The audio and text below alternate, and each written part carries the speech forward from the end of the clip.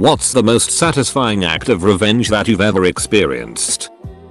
I couldn't stand this one kid who I went to high school with, who lived a few blocks away in the neighborhood. One night, he sent cops to my parents' house where I was still living, telling them I had done something I didn't do. Luckily I had a receipt in my pocket from the restaurant I was at, in suburb 10 miles away that was timestamped half an hour later than when he said the incident occurred. Regardless, my parents were woken up, etc. I was pissed. Well, a few days later, my mom bought some plants that she left in the kitchen window. Our family cat was a nutball to begin with, but all of a sudden he was constantly jumping on the counters, eating these plants. When I'd try and shoo him down, he would actually take a defensive stance and hiss and scratch. 10 minutes later, he would be back, chewing on the leaves. I asked my mom what the plants were, and she said, "Oh, they are catnip. They have a really pretty flower. I'm going to plant them in the backyard when the weather warms up."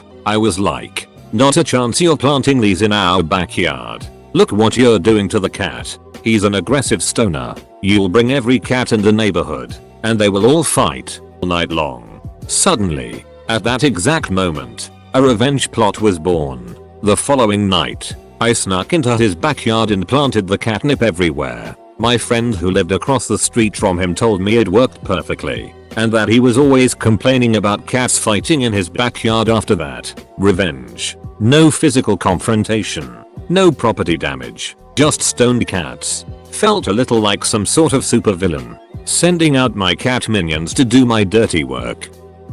My parents told me when I was 4 years old, my older sister had thrown my new toy truck over the fence intentionally. My dad said he then watched me go into the fridge, grab my sister's cup of juice and mix it with ketchup, mayonnaise, salt, some banana that I had chewed up already, and a whole lot of spit. After that my dad told me I walked into her room and handed her the cup and said, with the lisp I once had, "I forgive you, sissy."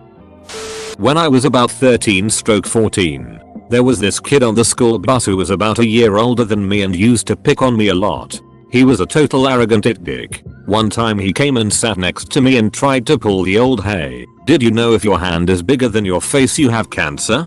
Basically the idea is you get the person to then hold their hand right against their face, and then you hit their hand causing them to hit themselves in the face. I wasn't falling for it, so he puts his hand against his own face in order to try and show me what to do. What do? Turn his own prank against him and smack his hand into his face. His nose starts bleeding quite badly. God, that felt good. At my school we had a douchebag who liked to stand next to his locker talking to one of his friends, and when someone got too close to it he'd slam it open into their face. As there were no cameras near this hallway, it was always dismissed as an accident. Anyways, one day he felt the need to open it into my best friend's face. Gave him a bloody nose and almost broke it. Now, as I'm sure you all would be, I was pissed off. So the day my friend got back, the douche felt the need to approach him to apologize about hitting my friend. Luckily, my locker was located between my friend and the other kid. When I saw I could do it, I casually unlocked my locker, waited for him to get close to it, and slammed it into him. Broke his nose and entered the locker. Revenge is sweet. This one time, when I was about 15/16, I was about to walk inside my building. Had just placed the keys in the lock, when, reflected in the door, I see two girls walking by behind me. I can actually hear one of them say, she points at me, "Let's talk to this guy," but then her friend goes, "No, not him. He's ugly. Let's go." The girl that actually wanted to talk to me was cute and everything. Man. So, not only did her friend cockblock me, so to speak, but she also called me ugly, and that hurt. I walk upstairs, walk into my place and then walk over to the balcony to see if I can spot the girls. They're right across the street, talking to each other, and the cockblocker is being a bit loud and obnoxious. That did it for me. I walk back into the kitchen, grab a slice of ham and swoosh, threw it at the girl. Direct hit. She had a total WTF look on her face which made me smile. Of course, in retrospect, that was a stupid thing to do and I wouldn't do it again. TLDR. Ham her time. Edit. My English are not good. Once, In first grade, I took off my shoe because I had a rock in it. For no reason other than this kid was a huge asshole. The class jerk stole it and took off running. I chase after him and he eventually throws my shoe down a hill into a field of tall grass and just looks at me with a huge eating grin. About a stone cold first grade's timber I say, "Go find it," and shove him down the hill into the grass after it. He starts crying and we run to the teacher. After explaining what happened, she made him go into the field and find my shoe. He crawled through the grass for about an hour before it finally turned up. It was actually against me, if that gives you any clue as to how justified and perfect it was. When I was 4 and my brother was 6, we were on our way to my great-grandfather's funeral. My parents stop at McDonald's and out of my brother's small fry bag, the 4.5 inches tall white bag of fries, he pulls an 11 inches fry. Impossible, right? We're in the back seat. I see it. He yells to my parents to witness this awesome fry, but before they can turn around I snatch it and eat it. He is upset. Whatever. Cut to 12 years later. Home after school. No parents. Friends hanging out in the kitchen. Everyone is scurrying around for an after school snack. My brother and I are at the table and our friends are in the other part of the kitchen. Out of this bag of wavy Lays I pull a potato chip that is literally the size of my skull. No idea how this thing didn't break in transit. I'm like, oh my god. Guys, look at this chip. Before anyone can even turn their heads, my brother reaches across with his right hand and crushes the chip to crumbs. I have WTF eyes bearing down on him and he simply says, "That's for the fry." 12 years had passed and we had never spoken about it, but it took less than a second to remember everything and just nod in agreement that the score was settled. One enormous potato product for another. True story. Telling my crazily cuntish, leg spreading, soul crushing ex-wife that I forgive her. It was the harshest, most devastating thing I could have said to her. I'd been dating a guy for a little over a year when he decided to leave me for this girl he'd been passing off as his best friend. I was always suspicious that there was something between them, but they both assured me there wasn't. I was heartbroken. I've never quite been the same after that. Anyway, I ducked his best friend. That was the first time I'd had a smile on my face in months because I knew it would hurt him. And it did. Also, Essex was super hot. Lived in a rented house for 7 years next to a psychotic lawn worshipping lady. Hated us for renting. Hated us for not having as much money as her. Made our lives hell. The night before we moved, loaded U-Haul waiting patiently at the curb. I emptied $100 worth of Roundup in nice D-shaped patterns on her perfectly groomed lawn. Haven't been back. Never saw it. But I take comfort from her pain, as I perceive it. My boss had a falling out with her boss and he, boss, decided he would destroy her and everything she cared about. This meant he was going to destroy me too. Since my boss had done a lot to get me where I was, I didn't get fired or officially demoted, but I was moved a few layers deeper on an organization chart and put into a job I used to do 4 years earlier. I got angry for 2 days, then polished my resume and cast it across my large company. A month after it happened, I was flying to across the country to interview for the most prestigious RAND organization in my industry, and 3 months after that I was watching someone load my it into a moving van. The evildoer was fired 2 weeks after I started my new job, in the same company, very different division. I never had to file a grievance. My silent determination to get out from under him was the loudest scream, and losing a very promising person made the company really look into him. When I was a young chap, around 6, my brother stole my Game Boy Color and deleted my saved Pokemon games. I worked super hard for the amount of Pokemon I had caught and was quite furious. I later grabbed a butcher knife from the kitchen when my parents weren't home and chased him around the house until he locked himself in the bathroom. I put the blade of the knife under the door and slid it back and forth. He was screaming non-stop and started crying. I eventually stopped after about an hour and let him out. I'm not sure why, but this question made me think back 20 years ago and I felt extremely satisfied at the thought and thought I would share. This kid picked on me since first grade. Then one day in 4th grade, the teacher had her back turned, so he climbed under my table and started pulling faces at me. Not sure why. He was kinda weird. It must have been a knee-jerk reaction, but his face was there and my foot was here, so I kicked him in the face. Kid falls to ground shrieking while clutching his head. Teacher turns around and sees him out of his desk. Gives him detention. Later that day, his face had swollen to the size of a volleyball and he had stopped crying long enough to tell the teacher what had happened. My teacher asked me if it was true and I said I felt something tugging on my shoe, so I kicked, thinking it was caught on something. The teacher gave me a lollipop, saying be aware of my surroundings next time. The kid never bothered me again. Best day ever. I jerked off on the red ant that stung me. My older sister was always verbally and physically abusive to me. One day we got back from buy candy, and as we're walking she is saying so much that I'll lose my mind. I threw the open pack of pop rocks into her face. The moisture of her eyes started making the candy pop. Crying made it worse. But the icing was when she tried to flush it out with the garden hose, creating what I imagine based on her screams, the most painful experience with candy ever.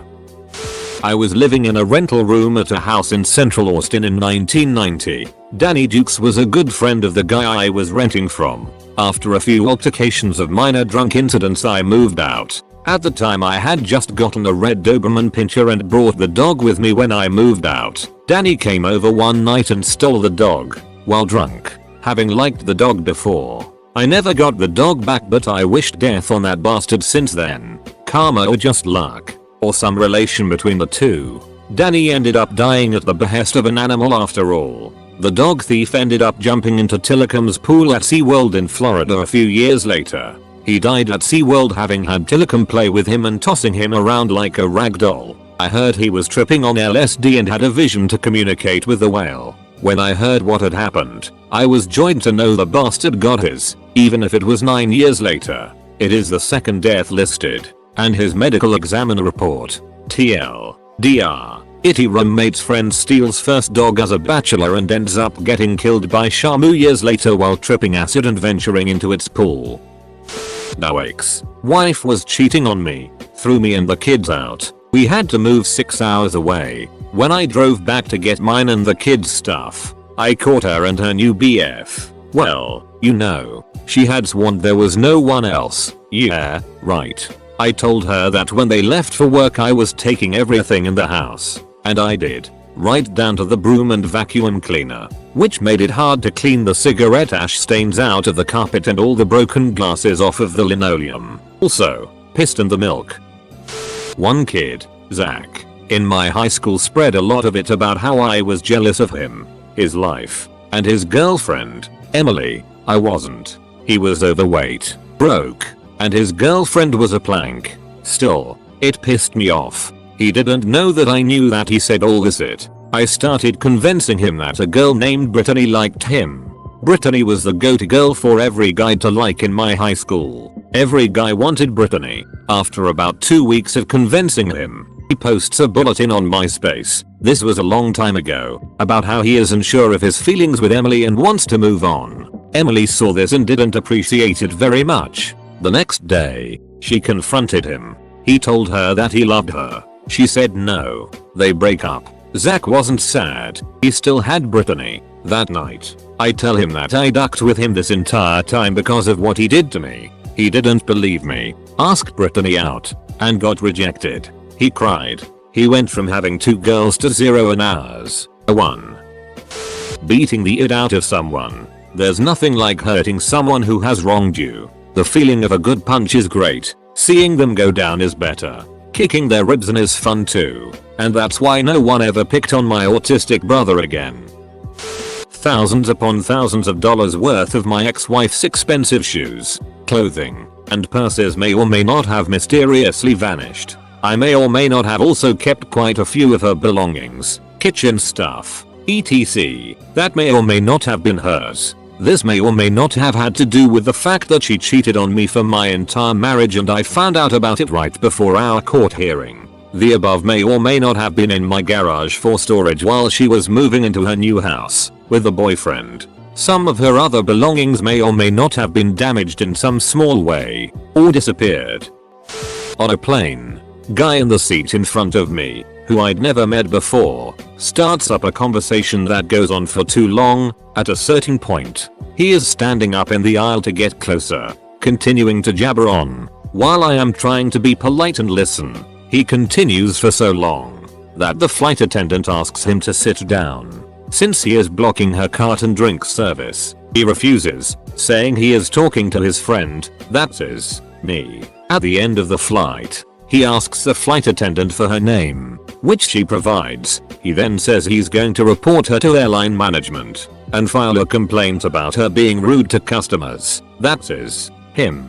Shocked flight attendant asks him if she can get his name, saying it's only fair because he has hers. She asks him 1 or 2 times, then drops it when the douchebag refuses to identify himself. At the end of the flight, as passengers get off the plane, I fumble with my luggage so as not to have to follow the douchebag immediately off the plane. I find the aggrieved flight attendant and hand her the douchebag's business card, which he had tried to give me earlier. She seemed relieved. I felt profound satisfaction. Bullied in elementary school. Punched in the stomach in the locker room so no visible bruises. Oh, this bully had it down pat. One day after soccer when he hit me so hard in the head that I saw stars and the coach did nothing. Part of the game, I snapped. The field was next to a rolling grassy hill sloping down to the parking lot. So I grabbed the bully's wrist and double suicide leaped off the field. As we rolled down the hill I could feel little satisfying snaps from his arm and hear his little kid screams. So satisfying. Well, since I wasn't as smart in my revenge as the bully was in his abuse, did this in front of a team of witnesses, I got dragged to the principal's office where I was told only animals behave like that. The bully had to wear a cast and sling. And since he was popular he got plenty of sympathizers to sign it and all that. Doesn't matter. Got revenge. And best of all, he left me alone. Although he could now openly call me out as the spaz, and my folks decided it was a good idea for me to switch schools after that year. TLDR broke bully's arm. Much joy.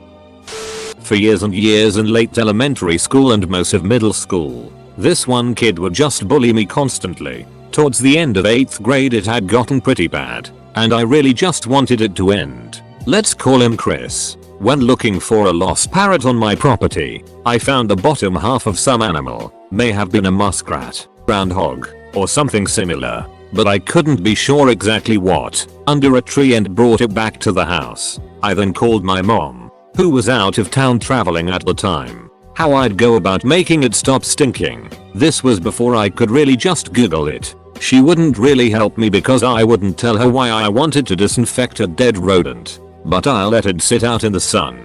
This was late May, for a few days, and that killed most of the bugs and whatnot. I then wrapped it up in butcher paper and put it in a paper bag. I then wrote, "Dear Chris, you forgot your lunch this morning. Love, Mom" on it. Chris always brought a bagged lunch into school every single day. In the morning after the first class period started, I went to his locker. No one locked theirs, and put it in his locker. After first period you could hear the screech from the floor below, along with everyone else. I ran towards the sound and saw Chris walking down the hallway sobbing. I didn't do much to hide the fact that I did it, and was given a day of in-school suspension. The principal didn't find the humor in negotiating for a half day since it was only half a rodent. Chris never really messed with me after that. I let the guy my girlfriend of 2 years was cheating with have her. She then went on to make his life miserable for 2 years. Then he stalked her for at least a year after she broke up with him. So, by letting go of a cheater, both their lives were hell for at least 3 years. I think I won. 10 gallons of cow right on their car. Not saying it was mature, but damn it felt nice. I once had this guy who was interested in me. Capital I, however, had recently started dating someone else. The guy turned quite nasty, taking himself from the friend zone to the creepy stalker zone. One of the things he liked to do was come through my register, where I worked at a supermarket. One night he came in, particularly drunk and obnoxious. He asked me where my boyfriend was tonight. I ignored him. He then asked me for a carton of cigarettes. So I asked him for his ID. By law, I had to ask anyone who looked under 34 ID. I knew this guy was over 18 but duck him. He was being a cunt. And he's all like AWW come on Sparkles 0589. You know me. I replied, very professionally and sweetly, I'm not allowed to serve you without ID. He didn't have it with him. So he started ranting and raving about how I'm rich, etc. Security made him disappear quite quickly. TL. DRSTRAYA. Don't duck with the girl who is between you and your nicotine fix. You dumb cunt. Edit. Formatting. This was in year 7. Secondary school. Don't know what that is in America. So pardon me, Polish guy who came to England is being rude. Calling names and acting like a general art about my grandfather being German. My grandfather, I never met him. He died before I was born. Actually wanted to fight against Hitler. Was a big game hunter and an awesome zoologist. He said all Germans were Nazis, were evil and stuff like that. We were in German class, where he said stuff about Germany most of the time, and we were chosen to sit next to each other. After insulting me and mocking me in front of the whole class. As we're about to leave, I see red and punch him and kick him right in his head and ass. All the popular kids in class laughed and congratulated me. I wasn't very popular and had few friends. So this was great, and I was so happy. Worth the internal exclusion though. Well, this bastard of a guy was able to convince my 16-year-old sister to start a family and that her entire family is against her and how them two would end up in a storybook ending. All the while he was ducking around with any chick who would even want to get with him. Well, I waited until the end of the school year, which at the time was my senior year, to strike. I already knew a pretty bad security hole which granted anyone access to everyone's network drives, and I then proceeded to permanently delete all of his finals work just before finals week. I figured it would work since he was stupid enough to not ever have backups of anything. Oh, that sweet hit of revenge happened when I heard from some people that he ended up getting zeros on all of his finals and the IT guys had no recovery. TLDR. Bastard wrongs my sister. Wiped all his finals work just before finals. Profited.